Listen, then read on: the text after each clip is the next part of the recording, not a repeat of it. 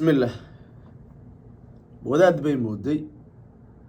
laakiin wuxuu ku noqday waraabe waxaan la talinayaa oo digniin aan siinaya walaalahayga Soomaaliyeed ee daafaca caalamka jooga qof kasto xanuunsan xanuunka Allah keeno isagaana qaado xanuunka Ilaahay subhanahu wa ta'ala qofku Allah u qoro ayuu Allah u keenaa qof uusan u qorin Ilaahay uma keeno cid kale oo xanuunka dul qaadi kara ma jirto waxaa jira dad fara badan oo Soomaaliyeed oo xanuunsan oo daafaca caalamka jooga xanuunka haya dartiina meelo badan maray dhibaatooyin fara badan la kulmay dad fara badan waxaa jira xanuunadu inta dhakhtar wax ka qaban waayeen ama dhakhaatiir fara badan maray lacag badan looga qaaday weli natiijo aan gaarin iyo kuwa ku gaaro Ilaahay ku caafiyay kuwa Rabbi ku caafiyo kama hadlayo waxaa jira dad fara badan oo Soomaaliyeed oo khaasatan dadka u badan nugul waliba dumarka iyo ragbo walow ay yihiin waxaa jira niman fara badan oo dhibaatooyin fara badan ka soo gaaray iyagoo u malaynayo inay yihiin dad wadaada ah ama dad quraanka saara ama dad Ilaahay ku xiran waxaan u dirayaa walaalahayga Soomaaliyeed ee xanuunsan digniintaasna waxaan codsanayaa qof walba inuu gaarsiiyo qofka kale ee walaalkii ah inta aanan u gudbin digniintayda bal ila daawo sawirkan maxaa kaaga muuqdo shalayto halkan waxa igu imaatay hooyo Soomaaliyeed oo ka cabanaysa xanuuno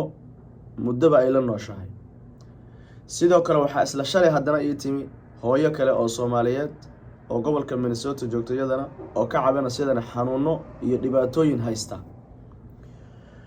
hooyada sawirkan ila wadaagtay waxay tiri waxaan u tagay nin lay amaanay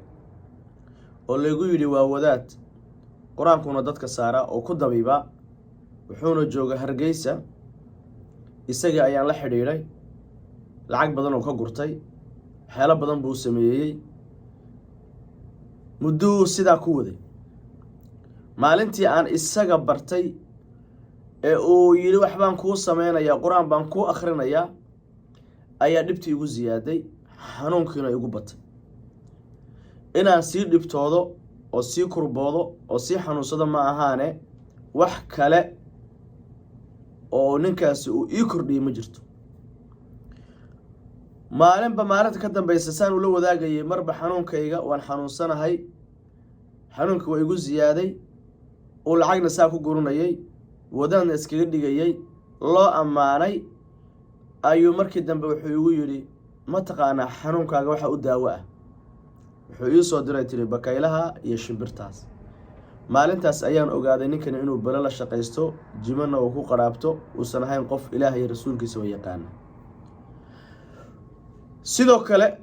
hooyada ina ila wadaagtay shalayto qisooyinkeeda sidaa ay si lamid yahay waxaan rabaa markaa inaan walaalaha la wadaago waxaa jira dad fara badan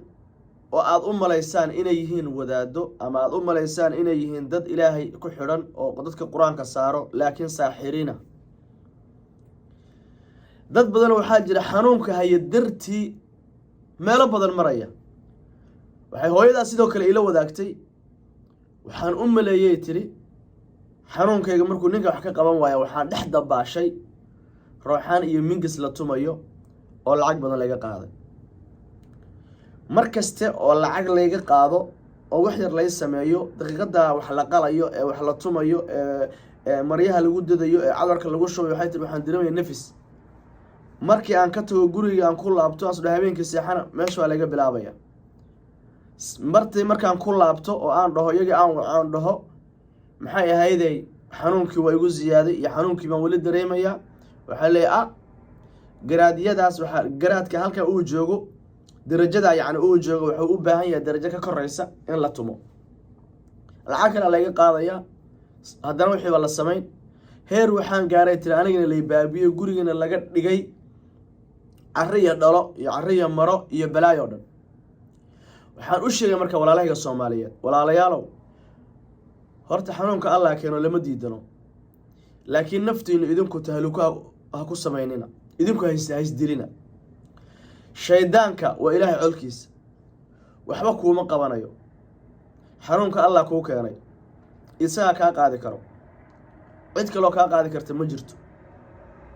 ilaahay subxaanahu wa ta'ala hoos gal isaga kugu filan dadka waxa laga tumayana ilaahayna waa ka dheeriyin subxaanahu wa ta'ala xanuun inaad ka qaadaan iska daaye ilmahaagana ma badbaadayaan oo baladaas lagu salidin gurigaagana wuu ku burburin haddii xataa alla xaqiiso caafimaad kaaga qoro xanuunkaasi ma ka daba hadhi doono ilma ka carara kuwa laga dilo kuwa balaayo daro ka isticmaalo iyo daraags ka isticmaalo kuwa adigu waaf celiyo shadaadiintu guriga ku faafaan oo ku fidaan horta mid ka qabso qodobkayga hore hadaan u soo laabto qofka saaxirka ah qodobka ugu horeeyad ku garan karto ee aad kaga digtoonaan karto waxa weeye hadduu ninkaas ku weydiiyo magaca hooyada ninkaas waa saaxir la soco ninba hadduu magac ku weydiiyo ku yiraahdo magaca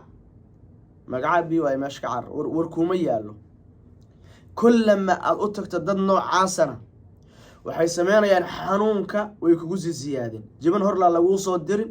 jirkaagana jiban kala ku jiray dagaal baa meesha ka dhicin adigana ma ogtaa hon baad ku haysaa adoo sixir qaba ruuxan lagu soo adeejisan mana ku yeeshin karaan jirkaaga adigoo sixir qaba mingis lagu adeegsan sidoo kale sadarteed ka digtoonow dadka aad u tagayso iyo meesha quraan aad doonanayso adiga isku filan naftaada ilaahay kalsooni ku qab ducadana wad ilaahayna isku xir subhanahu wa ta'ala qul a'udhu birabbil falaq iyo birabbil nas iyo qul wallahu ka badan ilaahay isku xir ilaahay subhanahu wa ta'ala haydan barakeeyo dadka saaxiriinta aan halkan waa ku badan yihiin Mareykanka joogna iyo Soomaaliya